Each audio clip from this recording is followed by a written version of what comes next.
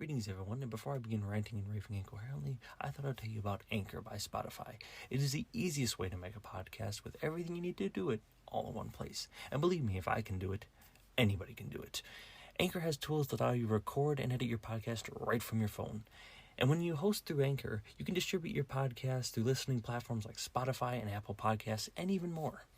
It has everything you need to make a podcast all in one place. And best of all, it's free. That's right, Anchor is free, and who does not like free? So if you're interested or you want to make your podcast today, download the Anchor app or go to anchor.fm to get started. That is the Anchor app or anchor.fm to get started. Greetings, everyone, and welcome to another Ludicrous car review. There's been a lot of news over the past week that I think, one especially bit of news that is very important and that I'm definitely going to have to share with you. But before we get into any of that, first we have a Ludicrous car review of the week because GM announced some slight changes to their Denali platform on the Yukon. Now, I've always had a soft spot for the Yukon. My parents owned one for, oh my God, I can't remember how many years now that I think about it. The fact is that I think it was 10, 15, 20 years almost. Practically my whole childhood we grew up in a GMC Yukon that we owned for, like I said, quite a few years. And that thing was all the way up to 300,000 miles. And to be honest, it is still the car I just genuinely fell in love with even as a kid. I've always had kind of a soft spot for the old Denalis like that. Well, not Denalis, they were called that. They were just GMC Yukons. But the fact is I always had a bit of a soft spot for them. So I was kind of, despite my unfortunate disdain for some of GM's advancements, you might say, the fact is I always kept up with GMC because, well, like I said, I like Yukons. So, they have released a newer version of the 2023 GMC Yukon Denali Ultimate First Look. I'm taking this from the Motor Trend article that I saw. The Yukon Denali was, like I said, it's always one of my favorite cars.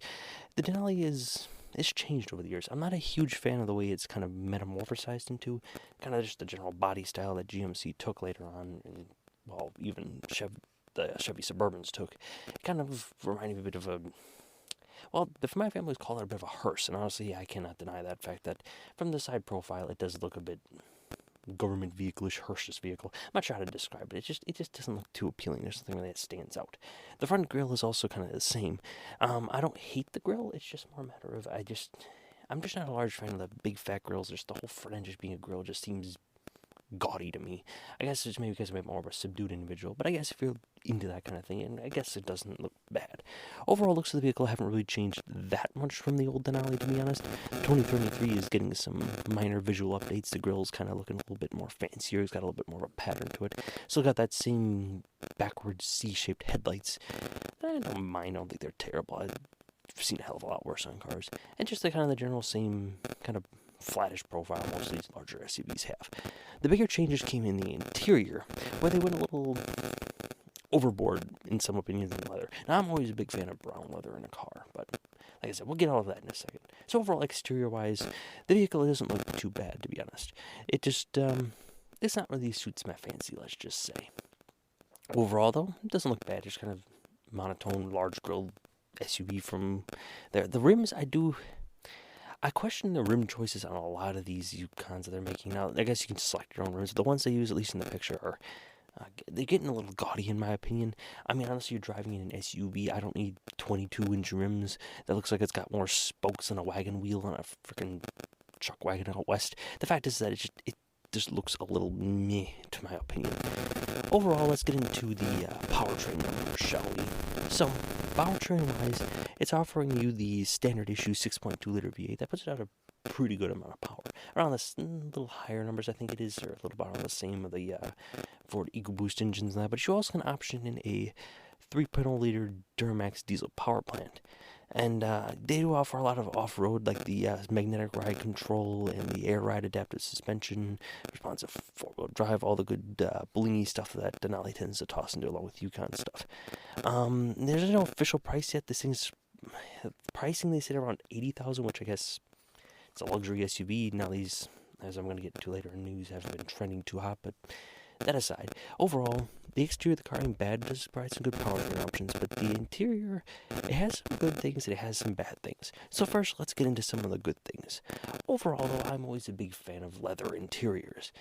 especially when they're brown leather. I have a sort of soft spot for the old brown style interiors, especially in SUVs and that. Now cars are kind of, yeah, but if you're going off-roading, that just kind of like a brown interior just makes it look more rugged and more durable. And the leather inside of there actually looks like it's pretty neat stuff. I'm not a big fan of the stitching option they did. I'm not sure who they used, but they're a little overboard with the stitching choices. But it does look a little bit more like a suppler, a little bit more firmer leather than the crap normally GM uses.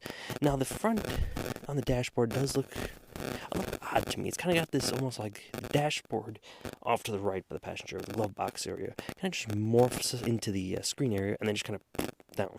But honestly, I can't complain too much because at least the screen is glued to the front of the frickin' dashboard. It's built into it. Overall, though, the interior don't look bad. It's got the similar knobbly bits that the old one used to have on the bottom section of the screen towards the top. There are some buttons off to the side of this touchscreen. I'm not sure what those are, but I don't have too many pictures of it yet. The fact is that overall, I don't think it looks too bad in the interior. I do like the cubby slots in the side. I do like the fact the speakers kind of form into the door, which honestly I do think looks pretty damn cool. But one thing I despise, I can't question why in hell's name they did this, because there's a reason it died off, well, frickin' into the 90s. Why in shit's name do you put exposed speakers on the frickin' headrest? Are you freaking nuts? I mean, good God, you idiots. It just not only looks like frickin' Mickey Mouse ears kicking out your goddamn head like elephant ears, it just looks like shit. And if you hit your head on them things, it always feels like crap getting in. I'm not sure what designer decided that we're too frickin' lazy to perforate some leather and cover the damn thing, but the fact is I think it's the most asinine choice ever. I get the head speakers are a little bit challenging to get the right sound out of it, but whatever dipshit decided that was a good idea should be fired on sight. I think it is completely moronic. I hate that shit. Why expose that? It just is beyond me. It's one of the worst features of this vehicle, and honestly, I would option the thing. I don't care if I drop down the lowest package, I'd option the shit out. Trust me, my dad had built-in speakers in his Firo that were supposed to be built-in speakers, but ended up being more exposed by the end. And the fact is that every time I got into the frickin' car, I smacked my head on them things, and it pissed me off every time. And I could picture the same shit happening here, and I get it's probably a little bit more my own clumsiness that just makes it more of a problem. But it takes up headrest and room, and it's silly in my opinion. So if you're an automaker, just perforate your frickin' leather and cover the speakers. It just looks weird. Anyways, like I said, my tirade for the day is done. Anyways, so back to the dashboard and that. Overall, I think the wood grain they use for it's pretty fancy. The floorboards are another interesting choice. I mean, I'm always a fan of using, I don't know how you describe it, ergonomic material.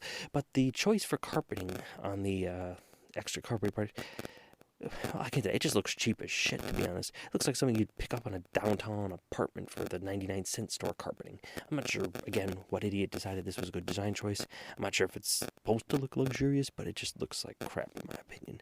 But anyways, overall, the exterior of the car doesn't look bad. The interior, while it has some really cool points, there are some points that piss me off, but obviously I'm not spending $80,000 for this thing. Personally, if I was going to get one, I'd get a Lincoln or a Cadillac.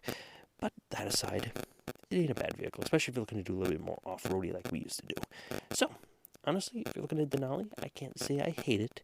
It's just some features you may want to option out of, at least if you were my opinion. Just don't get headrests in your frickin' speakers in your headrest. Just don't do it. It pisses me off even when I look at people driving around like that. Anyways, on to the news, shall we? Because I'm sure you don't want to sit here listening to me rant and rave about speaker headrests. So, I got a few big news stories for you today, two especially important ones. Now, first we'll get some of the easier stuff out of the way. Let's get some of the marketing news out of the way. This comes from Black Book and YAA. Personally, like I've said before, if you're looking to check out a good automotive site, YAA is a good place to look at, especially if you're looking at buying a car. I'm not endorsed by them. I just enjoy talking about them a lot because they provide me with a lot of information as well, just looking at their videos. Anyways, so we've looked at market data, and over the past few weeks, it has been dropping for some of the SUV categories in that. At least they were. Now, luxury XUVs and some of the smaller pickups are still dropping, but the fact is that the market still is desperately lacking for vehicles. So once again, if you're looking for buying any kind of used car and that, even new, unfortunately, you're probably going to run into some problems with marketing prices jacking back up, including those of SUVs. Even despite the gas coming in a bit high, the fact is that it's not quite enough to beat the fact that there's just no other freaking place to buy vehicles.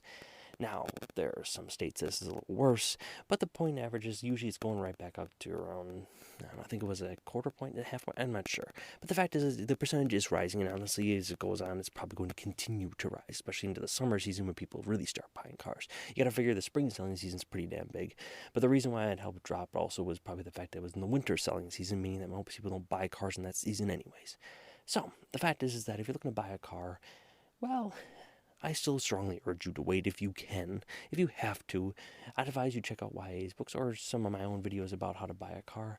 I think I got some earlier ones on from my own videos, and some of those rules still apply. But check out some of YA's videos as well. They got some good resources that might be able to help you out. But to be honest, if you can avoid it, please to God do, because you will be taken to the cleaners no matter how hard you try, just because, well, let's face it, just getting cars at the MSRP price is freaking impossible nowadays. Anyways, on to other news of more importance. We have news coming out of Chicago, and this is not car news per se. Well, yeah, it's car news. The fact is, the speed cameras in 2021 issued more speeding tickets in Chicago than there were residents of the frickin' city. I mean, my shit, that is redonkulous to me. I don't give a crap who you are. The fact is that I'm always a fan of... Well, I'm a bit of more of a libertarian in my opinion, and in my opinion, government, unless you catch them doing some shit, you probably shouldn't be doing this. And I get traffic fatalities and that, but to be honest, the traffic fatalities actually were not even cut by that much. Honestly, I don't think they were cut at all. In fact, I think they were actually on the rise due to COVID being let out. But the fact is that they weren't even dropping that much. It didn't do anything other than just build the city up a boatload of extra cash because they could jack up the rates on people. And if you're speeding an extra 7 miles an hour just to get to work a little bit faster, I mean, come on, really? And this isn't like some cop pulls up, oh yeah, I was on a rush to work, or oh, I was taking my grandpa to the hospital or something like that. They don't give a shit. They just issue the citation. It's not like a cop can look at you and go, well, I'll let you off with a warning. Nope, just here's your crap in the mail. Here's your $200 fine. It's ridiculous. They issued 2.81 million citations in 2020. That is freaking ridiculous, and I can only imagine that as they've expanded this chappy-ass, crippy-ass program, the fact is I can think they've probably got a hell of a lot more. Just from the things alone, that amounts to over 2/3, or 5.8 millions just came from $35 tickets. That is freaking ridiculous, in my opinion. Honestly, I'm not a big fan. For going, for example, for going 6 to 10 miles over the limit, above that, speed cameras fines are $100. That is just freaking ridiculous.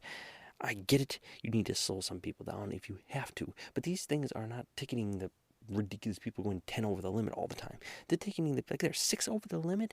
Are you kidding me? Most traffic goes 6 miles per hour over the limit. I think it's asinine stupid and some of the dumbest shit Chicago has ever done, among many, many other things. But that's just my personal opinion on speed traps because, well, I think they're asinine.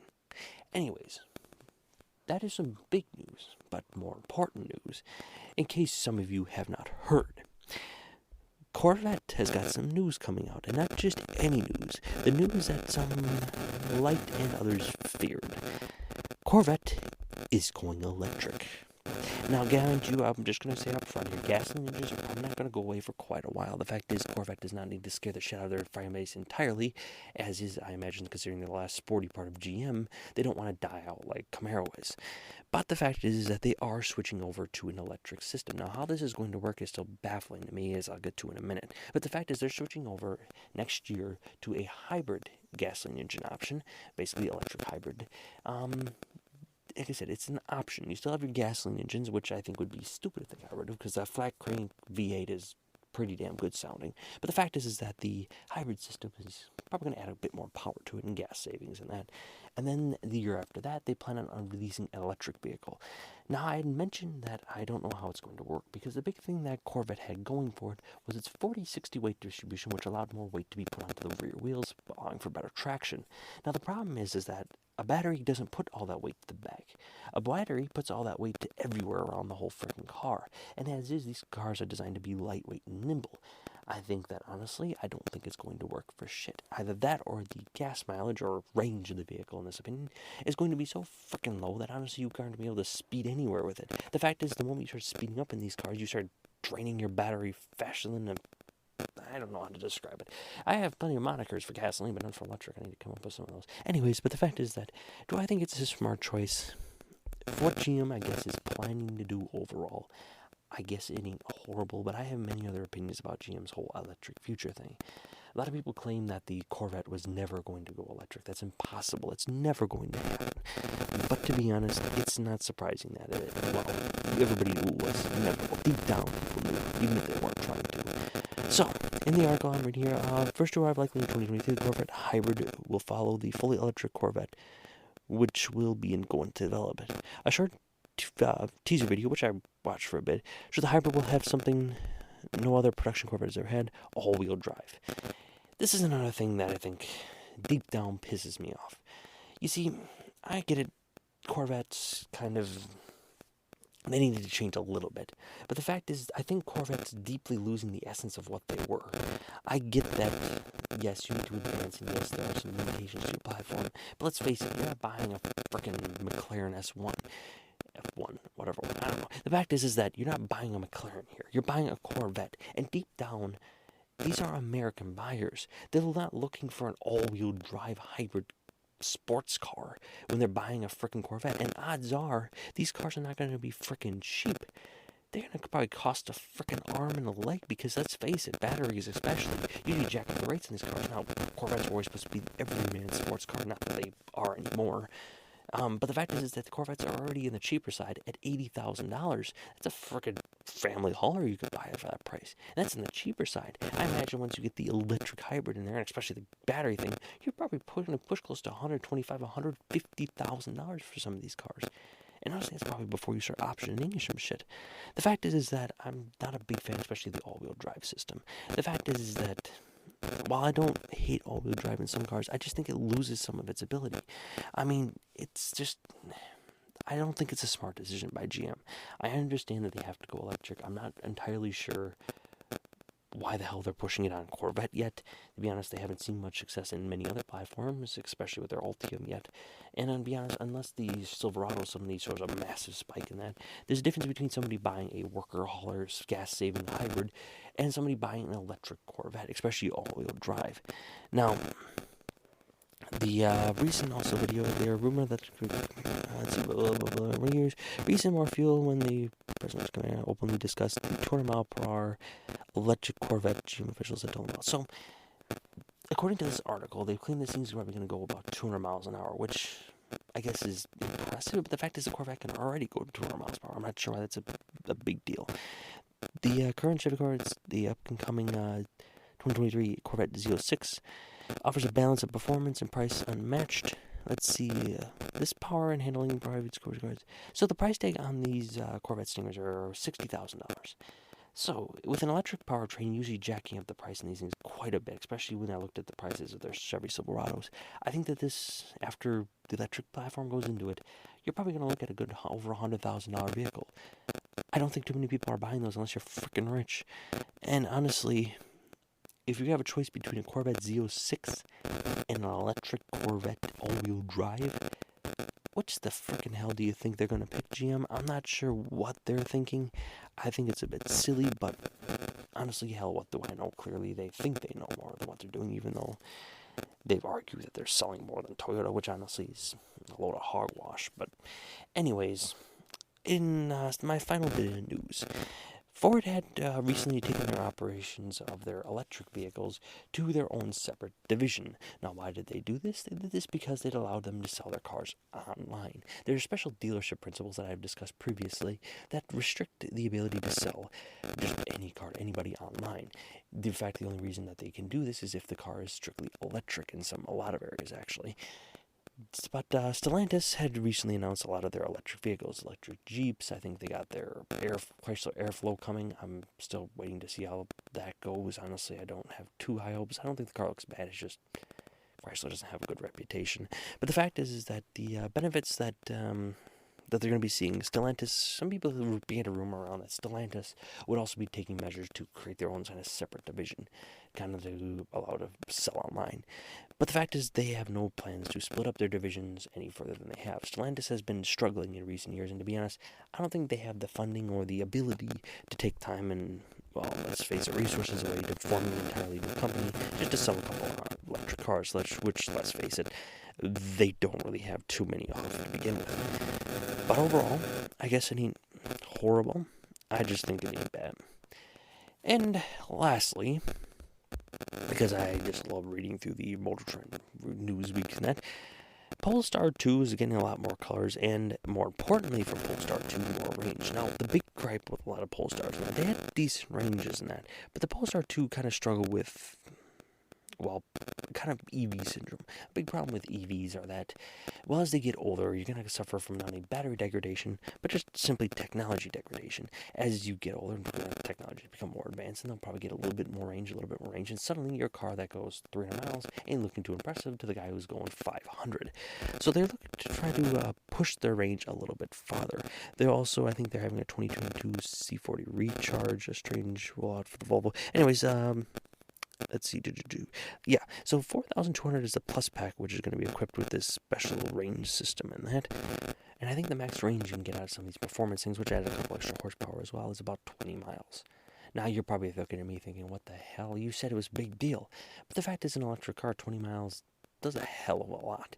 Because let's face it, when you're charging these things for a half hour, you need every bit of hour you can get. And 20 miles does mean a hell of a lot to people.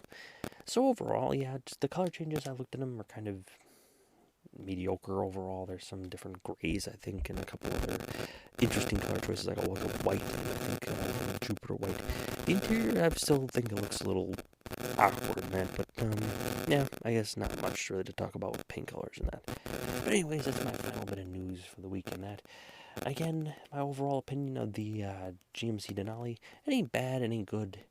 Just to God's sakes, don't put frickin' headrests, bigger headrests in your goddamn thing. And if you do, for shit's sake, cover them with something. Anyways, that'll do it for my Ludicrous car review. I appreciate you all listening to my insanity, and I apologize if I sound a little bit rambling today. My news articles got a little jumbled up in my little filing system here. And, anyways, yeah. So the fact is, again, thank you all for listening. I would appreciate you guys leaving a review. If you do, thank you. And if you don't, well, I hope you listen to the next one. Thank you and goodbye.